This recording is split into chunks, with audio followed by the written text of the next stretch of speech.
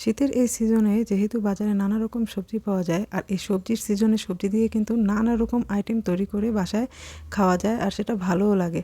সালামু আলাইকুম এভরিওয়ান, আমি আজকে তৈরি করব vegetable fried rice. Fried rice তৈরি করতে আমি এখানে নিয়েছি 1 কাপ পোলাওয়ের চাল। চালটাকে আমি ধুয়ে 30 মিনিট ভিজিয়ে রাখবো। আর এইদিকে আমি চুলোতে গরম পানি বসিয়ে রেখেছিলাম আগেই। পানিটা ফুটে ওঠার পর তাতে দিয়ে দিচ্ছি সামান্য লবণ, রান্নার তেল আর ধুয়ে ভিজিয়ে রাখা পোলাওয়ের চাল।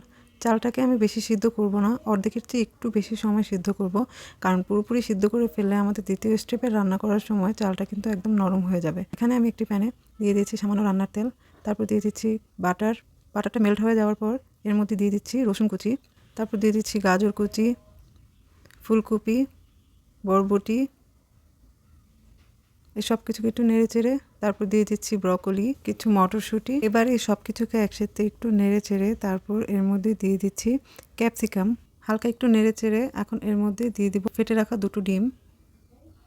ডিমটাকে একটু স্ক্র্যাম্বল করে নিব। আপনারা চাইলে আলাদা প্যানে ডিমের স্ক্র্যাম্বলটা তৈরি করে নিতে পারেন, আমি এখানে আমার সুবিধার জন্য একটি প্যানেই করছি।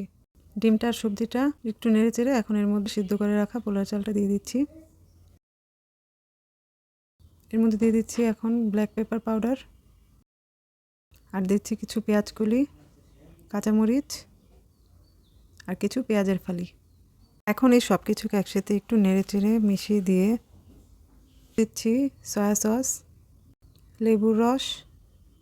এগুলোকে এখন একসাথে একটু নেড়ে চেড়ে মিশিয়ে দিলেই আমাদের ফ্রাইড রাইসটা কিন্তু রেডি। দেখেছেন তো কত সহজে তৈরি হয়ে গেল ভেজিটেবল ফ্রাইড রাইস। আপনারা অবশ্যই বাসায় ট্রাই করবেন আর কমেন্ট করে জানাবেন কেমন লাগলো আমার রেসিপিটি।